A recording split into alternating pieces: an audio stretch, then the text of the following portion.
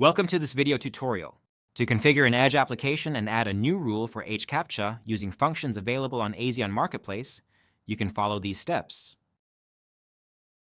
First, let's install the integration provided by Azion's Marketplace. Access Azion console and click on Marketplace. On the Marketplace homepage, select the integrations card. Once the integrations page opens, click the Install button on the right side of the page. You'll see a message indicating that your integration was successfully installed. Now, go to the main menu and select Edge Firewall under the Secure section. Add a new Edge Firewall that points to an Edge application previously created. Give a name to your new rule. On Domain Settings section, select the domains that you want to protect with this rule set. On the Edge Firewall Modules section, enable the Edge Functions module and click Save. Now, select the Functions tab and add a new function. Give a name to your hCaptcha instance and select the hCaptcha function from the drop-down menu.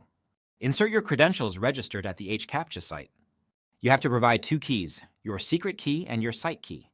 Check out the hCaptcha online documentation for additional resources. Click the Save button to save your configuration. You will receive a message that your function has been created. Next step, set up the rules engine on the Edge Firewall page to configure the behavior and criteria for running the hCaptcha function. Choose a name for your rule set.